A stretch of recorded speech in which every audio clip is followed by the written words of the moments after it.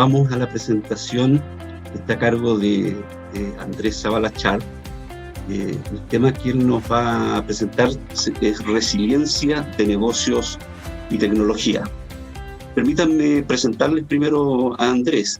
Es un ingeniero civil industrial de la Universidad de Chile. Cuenta con la certificación ISO 27001. Además, es auditor certificado ISO 22301 y auditor con certificación Tier 3 del Uptime Institute. Es un profesional con más de 20 años en las industrias de las tecnologías de información y comunicaciones, y durante su carrera ha estado a cargo de diferentes puestos en áreas tecnológicas, así como también ha sido el responsable del estado de resultados para las unidades de negocio de outsourcing. Ha liderado desde la innovación diferentes tipos de iniciativas destinadas a transformar la cadena de valor para instituciones gubernamentales, corporaciones internacionales, empresas nacionales, cubriendo en la industria del retail, las comunicaciones, la industria de la construcción, de tecnologías de la información y también del sector financiero. Es un profesional innovador que ha desarrollado e implantado proyectos de misión crítica. De hecho, tuvo la participación activa en el liderazgo de la primera solución activa de continuidad operacional TIC en Chile, solución que fue validada por la autoridad reguladora del sector financiero, y sobre la base de esta innovación participó en otras consultorías de consolidación de centros de datos regionales, arquitectura y diseño, que fueron adoptados finalmente por la industria bancaria chilena. Entonces, dejo con ustedes ahora a Andrés Zavala, quien nos va a responder la pregunta durante su presentación acerca de cómo gestionamos el riesgo en nuestras organizaciones. Andrés, adelante, por favor. Hola, ¿cómo están? Agradecidos por acompañarnos. Y bueno, en los próximos 20 minutos, voy a tratar de que no sea mucho más que eso, comentarles cómo entendemos nosotros la resiliencia de negocio y tecnología. Y espero que sea de su agrado. Parto entonces con esta primera lámina, espero que esté a la vista de todos ustedes. Bueno, la resiliencia de negocio y tecnología, marco de trabajo, ¿ya? En esta presentación compartimos nuestro marco de trabajo con el objeto que las organizaciones incrementen significativamente su resiliencia. Esta presentación se divide en dos partes. La primera nos comparte un marco metodológico basado en las prácticas internacionales validadas ya hace varios años. La segunda parte nos muestra cómo abordamos estas prácticas en una consultoría que permite a la organización iniciar su camino hacia la resiliencia tecnológica. Los recientes eventos ocurridos en el año 2019 y durante este año 2020, tales como ataques informáticos ransomware, la pandemia y los disturbios sociales, han puesto de manifiesto en forma explícita el riesgo de interrupción a nuestros negocios. La pandemia ha generado un cambio cultural mundial hacia lo virtual. Esta presentación es un buen ejemplo. Que el mensaje llegue adecuadamente depende en un 100% de la tecnología. Nuestros negocios dependen cada vez más de la tecnología. Esta se ha vuelto un eslabón estratégico de nuestra cadena de valor hacia nuestros clientes. Asumir que estos eslabones son inmunes a incidentes mayores es un error. La pregunta que debemos hacernos es ¿cuándo ocurrirá? Con las consecuencias agravadas por no haberse preparado previamente y una vez que se despliega un incidente disruptivo. En esta imagen les comparto la explicación que daba el gerente general del Banco del Estado el mes de septiembre. Y subrayo los siguientes hitos respecto de esta explicación. 12.000 computadores afectados, impactando la operación del banco. 13 millones de cuentas de clientes en riesgo. Y bueno, el mismo destacando 5.000 ciberataques ocurridos en el mundo recientemente, destacando además actores que también fueron afectados con anterioridad, como Facebook, Uber, y bueno, por todo es conocido el caso del Banco de Chile.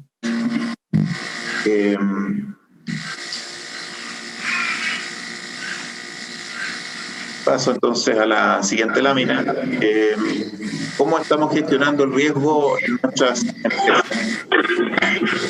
Esta pregunta nos brinda la oportunidad para mejorar nuestra resiliencia TIC operacional, nos brinda la oportunidad para mejorar nuestra resiliencia estratégica del negocio.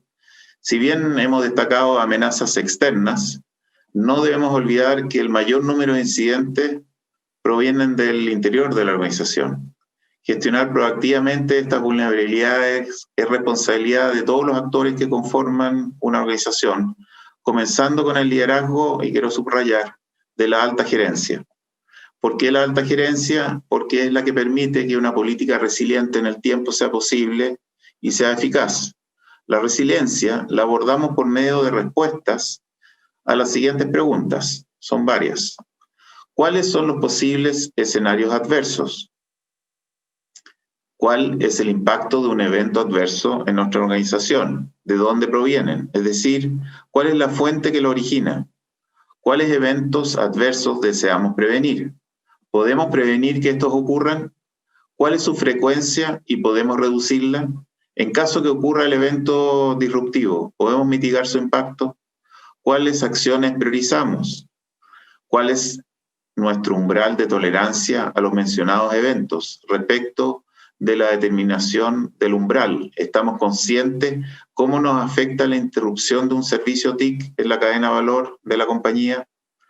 Las respuestas planteadas nos muestran un camino que nos permite gestionar el riesgo en nuestras organizaciones, en otras palabras, transformar organizaciones vulnerables, inconscientes del riesgo y sus consecuencias en organizaciones conscientes, resilientes. Pasamos a cómo mitigar estos riesgos.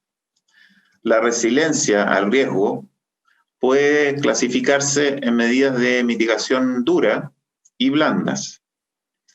La resiliencia dura se refiere al fortalecimiento de estructuras y componentes físicos de los sistemas para prepararse contra eventos impuestos por fuentes externas como terremotos, tormentas, inundaciones. La resiliencia blanda es construida mediante un conjunto de medidas menos tangibles orientadas a procesos, así como el establecimiento de políticas, que nos permite reforzar la preparación, aumentar la conciencia y mejorar la gobernanza del riesgo para hacer frente a los eventos. En forma preventiva, minimizando la posibilidad que sucedan, o bien en forma reactiva, en la medida que ocurran, minimizar sus resultados adversos.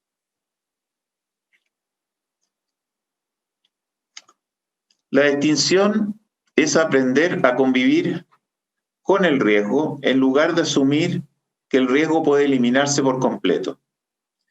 Convivir lo redefiniremos como gestionar, administrar el riesgo. Este accionar nos permite la creación y protección de valor, mejorar el rendimiento, fomentar la innovación y apoyar el logro de los objetivos de nuestras empresas.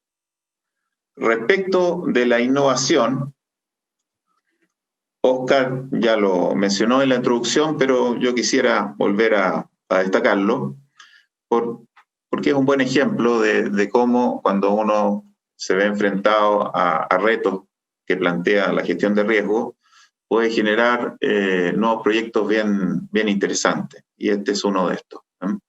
Respecto a la innovación, puedo destacar un ejemplo desarrollado por mi persona hace varios años, donde un cliente de la banca me invitó a desarrollar un DRP 5.9 para un nuevo core bancario. En esa época algo así no existía. El desarrollo e implementación de dicha tecnología fue auditado por la Super de Banco esa época. En el presente, la banca utiliza esta tecnología. El concepto activo-activo nos permite la operación balanceada en 2 o más data centers, distribuyendo la carga y de esta forma mitigar fallas mayores. Este es un ejemplo, entonces, de mitigación. La práctica ISO 31000 establece 8 principios para hacer frente al riesgo. Podemos resumirlos como: la gestión del riesgo debe ser ejercida para toda la organización, liderada por la alta dirección.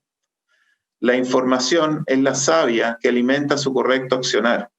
El riesgo está en constante evolución en el tiempo y por ende la mejora continua es un pilar básico para una gestión del riesgo efectiva.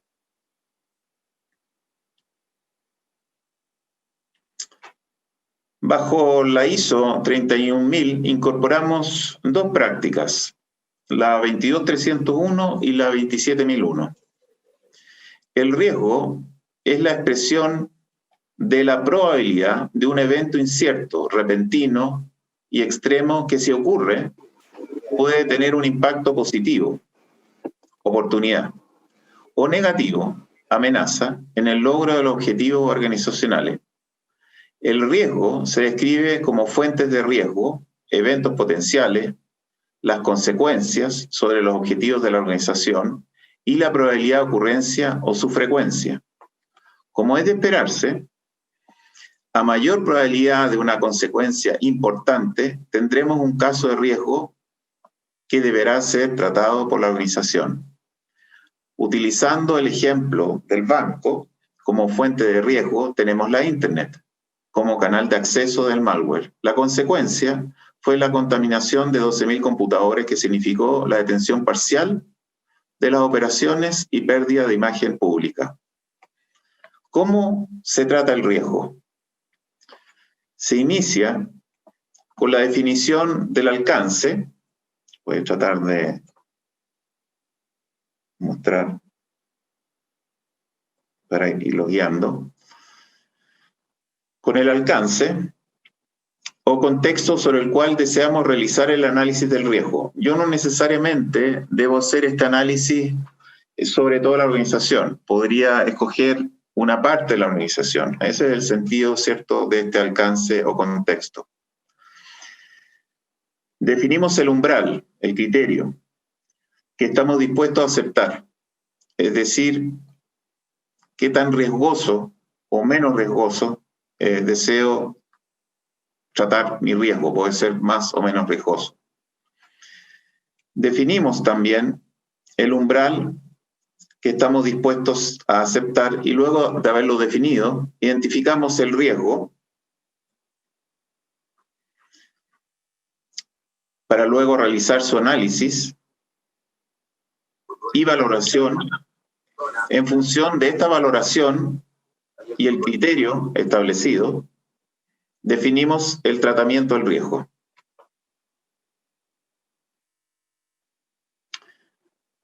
¿Por qué la ISO?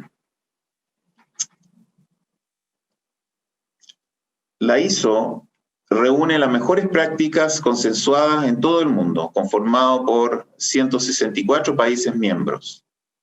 Establece un lenguaje, un método que podemos reconocer indistintamente de la cultura o disciplina profesional, facilitando su comprensión así como su aplicación. Nosotros proponemos aplicar y revisar 2 normas complementarias bajo el alero de la ISO 31000. La gestión de continuidad de negocio, es decir, la ISO 22301, la cual cubre escenarios de desastre y permite continuar la operación de los sistemas definidos como críticos. Y la segunda norma, la ISO 27001, gestión de seguridad de la información, cubre ámbitos de ciberseguridad. Esta última es de carácter preventivo, mitigando diversas vulnerabilidades y amenazas potenciales como, por ejemplo, el malware. Estas prácticas han sido incorporadas en reglamentos que regulan instituciones estratégicas públicas y privadas en muchos países, en particular en Chile por la Comisión del Mercado Financiero.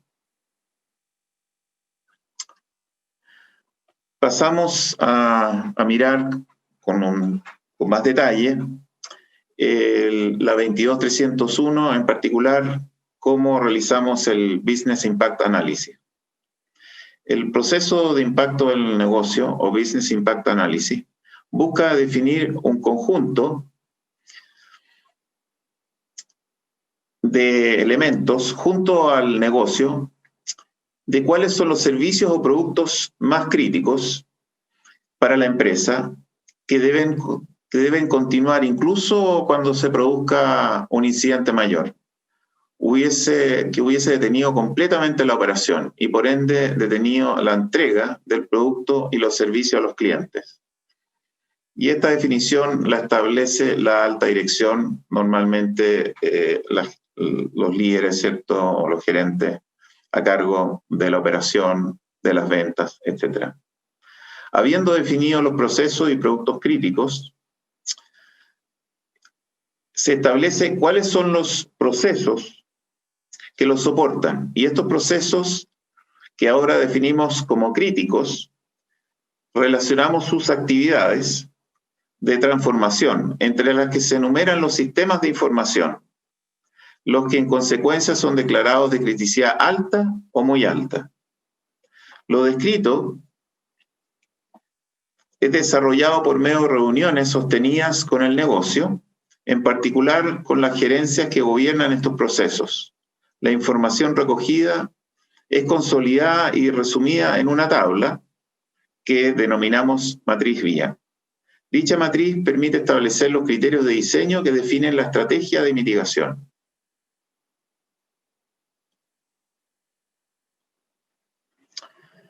Los costos identificados en el análisis VIA. El gráfico nos muestra un plan de mitigación y recuperación BCM dibujado con una línea verde. O por el contrario, si la empresa no ha definido plan alguno y el incidente conlleva la interrupción completa de la producción, dibujado como una línea discontinua roja. La línea roja y la línea verde se diferencian básicamente en dos cosas. La verde evita llevar la producción a cero.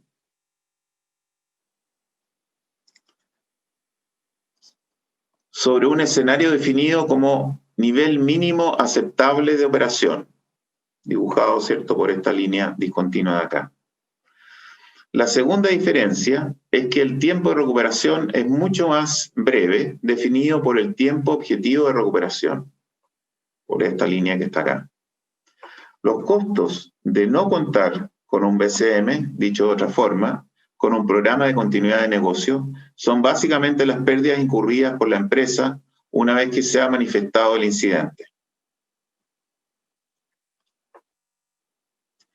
Los beneficios del análisis de impacto al negocio VIA pueden ser expresados solo una vez que las estrategias definidas como resultado del VIA son implantadas y verificadas por medio de la ejecución de pruebas que simulan escenarios de interrupción parcial o total y que por lo tanto permiten hacer frente si este incidente llega a producirse. En caso de que estos resulten exitosos, podemos observar el diferencial entre la curva verde y la curva roja, reflejada en este gráfico como áreas rojas, las que definen como la pérdida para el negocio al no contar con un programa BCM. Por el contrario, al contar con un programa BCM, estas pérdidas no se producen y en consecuencia este ahorro es el que nos permite justificar los costos incurridos para implementar las estrategias de mitigación BCM. Las dimensiones del beneficio de contar con un BCM se resumen como logros para objetivos de negocio, logros financieros, y evitan consecuencias reputacionales, evitan consecuencias legales o penalizaciones por incumplimientos regulatorios. La matriz de impacto al negocio VIA se presenta como un resumen donde se listan los procesos, sus responsables, los impactos al negocio, los impactos financieros, los legales y los reputacionales, pudiendo ser de escala baja, medio baja, alto o muy alto, y se establece dos columnas, una columna resumen donde se indica si el impacto es bajo, alto o muy alto, y una columna de un plazo máximo tolerable de interrupción que se visualiza acá. La matriz también indica los recursos necesarios en caso de contingencia. Se establece lo requerido por parte del plan. En esta zona de acá, ¿cierto?, podemos visualizar los recursos necesarios. Pasamos ahora a hablar de la otra norma que ya habíamos mencionado, que es la 27001. El sistema de gestión de la seguridad de la información mitiga los riesgos contra amenazas y vulnerabilidades asociadas con la confidencialidad de la información, la disponibilidad de la información, la integridad de la información. Los riesgos que deseamos mitigar en el ámbito de la confidencialidad dicen relación con que solo las personas y los sistemas autorizados pueden acceder a la lectura y o modificación de una determinada información. La disponibilidad de la información dice relación con que la información debe estar disponible para su lectura y o modificación en el momento que es demandado. La integridad de la información conlleva el concepto que la información debe ser veraz. Es la propiedad que busca mantener los datos libres de modificaciones no autorizadas. El sistema de gestión de seguridad de la información se basa en su anexo 1, donde se definen 14 dominios, los que se deben evaluar, y en caso de ser aplicables al quehacer de la empresa, deberán ser implantados. Esta validación permite establecer la madurez de la empresa y en función del resultado establecer una estrategia de implementación. El anexo 1 de la ISO 27001 nos permite visualizar los 14 dominios y sus correspondientes 114 controles. Por citar un ejemplo, tenemos el dominio de la seguridad de las operaciones, donde podemos visualizar control de los procedimientos tales como gestión de cambio, protección del malware, los controles relativos al respaldo de la información, etc. Pero el dominio más relevante es el primero, políticas y lineamientos, donde se establece para cada uno de los restantes 13 dominios los objetivos que se espera lograr. Este dominio es de la responsabilidad de la alta gerencia, la que debe liderar y auditar el proceso de gestión de seguridad de la información para toda la organización. Pongo en hincapié que es la alta gerencia y no el oficial de seguridad. La alta gerencia, el gerente general, el directorio, es el que firma esta política y que se hace responsable, en definitiva, por la seguridad de la compañía.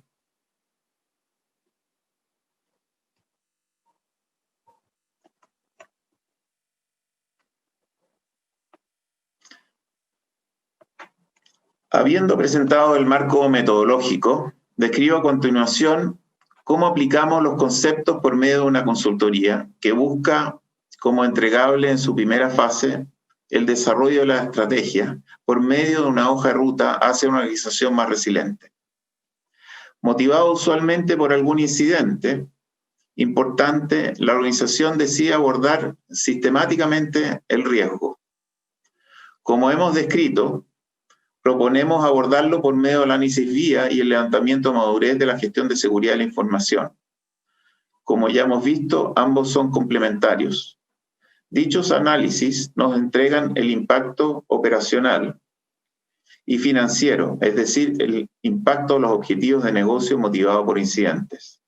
Estos incidentes nos permiten justificar el proyecto de inversión requerido por la estrategia de mitigación del riesgo, por la que es desplegada en el tiempo de acuerdo con las prioridades de la organización, constituyendo la hoja de ruta de la resiliencia.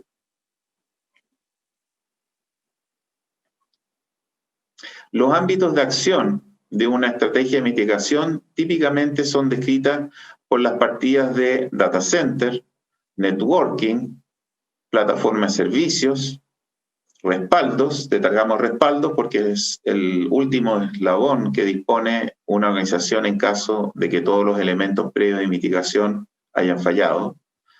La ciberseguridad, en función del diagnóstico de madurez ISO 27001, estableceremos medidas como la revisión de auditoría de ethical hacking, las que nos permitirán establecer acciones como hardening de servidores y equipos de comunicaciones, revisiones de versiones del sistema operativo, subparche, configuración del firewall, etc. También podríamos incorporar revisiones bajo otros estándares, como por ejemplo madurez ITIL y el framework de la NIST.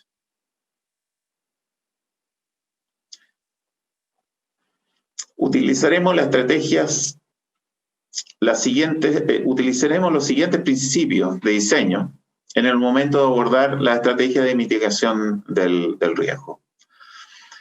La consolidación de los sistemas, la mejora continua y el equilibrio de las necesarias inversiones y justificadas, ¿cierto?, por el negocio. Evaluaremos las estrategias considerando los beneficios que justifique los costos de su implementación, considerando la consolidación de las estrategias con el fin de reducir los costos y complejidad.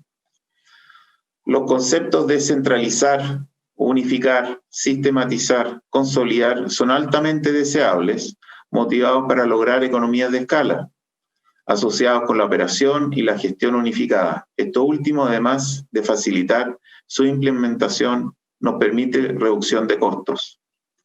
Al ciclo de mejora continua, Deming, PDCA, se establece como la línea base sobre las cuales se constituyen la mayoría de las normas ISO. Incorporamos la práctica adaptativa ágil, con los ciclos de alcance breves y acotados, como resultado de la hoja de ruta, pero también incorporando los nuevos escenarios de riesgo que, como entendemos, están en constante evolución. Finalizo la presentación con nuestra visión y misión. Es la mejora continua de la resiliencia del negocio y la tecnología que lo soporta, por medio de procesos eficaces y eficientes, más resilientes, desarrollados con el negocio, enfatizando con el negocio, ofreciendo un mejor servicio a los clientes de la organización. Con esto entonces doy por finalizada la presentación y paso entonces a las preguntas. Muchas gracias, Andrés. Te agradecemos el tiempo de la presentación. Hay dos preguntas. Una, nos comentan, Andrés, si pudieras tú explicar con algún detalle cuáles son las regulaciones que exige la CMF y cómo éstas se relacionan con las normas ISO. Bueno, en la presentación hice mención en la Comisión del Mercado Financiero, que por ser una industria evidentemente soportada por la tecnología, y bueno, vimos la presentación del Banco del Estado y el impacto que esto genera. Y por ese motivo, el gobierno, a través de la Comisión del Mercado Financiero, ha incorporado una serie de normas y que dicen directa relación con respecto a las recomendaciones que les estamos compartiendo el día con ustedes, de incorporar esto en sus empresas, no necesariamente porque hay un ente regulador que los obliga a hacerlo, pero les menciono algunos ejemplos de lo que incorporan estas normas de la Comisión. La RAN 2009, continuidad de negocio, hace exigible exactamente la 22301, de continuidad de negocio. La entidad mantiene políticas aprobadas por el directorio. Ya habíamos hablado, ¿cierto?, que la alta gerencia es la responsable, en definitiva, de gestionar el riesgo. Estas políticas son comunicadas a todas las partes interesadas, son revisadas anualmente. Metodología forma parte de evaluación de impacto del negocio vía. Ya lo revisamos, ¿cierto?, en detalle. Determina los tiempos de recuperación, también lo revisamos. Y efectúa análisis de los riesgos de continuidad. Pide también entrega de los incidentes a una plataforma que lleve a la Comisión del Mercado Financiero en no más de 30 minutos, por motivos de continuidad de negocio, por seguridad en la información o por imagen. Esta analización con terceros también es requerida por parte de la 22.301 de la 27. No por entregar parte de mi cadena de valor a un tercero, puedo deslindar responsabilidades. Las responsabilidades se mantienen y por lo tanto pasan a ser exigibles las mismas responsabilidades del mandante banco, institución financiera, a sus contratistas. Y explícitamente la última norma dictada en marzo de este año, respecto a la ciberseguridad, trae, ¿cierto?, a colación la 27.001. Por lo tanto, la institución reguladora, ¿cierto?, de la banca sigue, yo diría, al pie de la letra en lo que les he presentado el día de hoy. Podría agregar también que está ocurriendo algo similar con otras industrias, en particular las eléctricas, las utilities, y el motivo de por qué ocurre esto es que cada vez más la tecnología de información pasa a ser parte también del control operacional de muchas empresas, donde antes se realizaba ese trabajo en forma manual o era semiautomatizado. Empieza, ¿cierto?, a incorporarse todos los elementos que ya conocemos de la TIC y por lo tanto todas estas recomendaciones que hemos revisado el día de hoy se aplican también. Gracias, Andrés. Oye, Jorge Gatica, bueno, primero te doy las gracias por la presentación, dice que es clara y quedó con una sola duda. Si la evaluación del costo por no implementar las metodologías se traduce en un monto por año, por ejemplo. Sí, básicamente esto se evalúa como cualquier proyecto de inversión que tiene una parte de inversión y otra de un costo recurrente. Y por lo tanto, hay dos modelos de dibujar estos costos. Uno, un modelo financiado, y en ese caso la inversión se puede distribuir, por ejemplo, a 5 años, que es más o menos la vida útil de los equipos de tecnología, y junto con el costo recurrente de llevar adelante el servicio, establece una línea base de costo, y esa línea base es la que uno compara contra los incidentes y el costo asociado a los incidentes. En definitiva, el ahorro de no generar el incidente debiera pagar el costo de realizar esta inversión. Y como ya dije, se puede dibujar, ya es un ejercicio financiero, como una inversión inicial o como una inversión distribuida a lo largo del tiempo. Oye, y la última, se nos van a quedar algunas preguntas ahí en el chat muy interesantes que han surgido, pero las vamos a responder después por correo.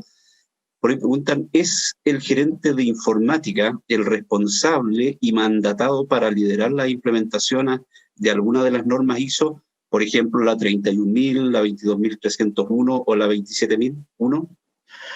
Bueno, la respuesta es claramente no. Lo que ocurre es que, como es el doliente, muchas veces es el que impulsa este tipo de iniciativas dentro de las empresas. Y yo diría por una falta de cultura de los directores, una falta de cultura de los gerentes respecto a estas materias, queda en manos, ¿cierto?, de los gerentes de TI, pero desde el punto de vista de la norma, de cualquiera de las normas que he enumerado, la 31, la 22, la 27, establece, ¿cierto?, que el responsable último de liderar y empujar estas iniciativas es el directorio y la gerencia general, ¿cierto? Con todas las líneas de gerencia, puede ser operacionales, las comerciales, ¿cierto? Esos, en definitiva, son los responsables de liderar cada una de estas normas. Así lo establece la ISO sistemáticamente en todas las normas. De hecho, la norma parte por especificar el contexto sobre el cual yo deseo realizar estos análisis e inmediatamente posterior establece las responsabilidades y lo dice con todas sus letras, la alta gerencia. No es el gerente de TI. Muchas gracias, Andrés, por tu magnífica presentación. Reiteramos las preguntas, las vamos a responder todas y se las vamos a enviar por correo.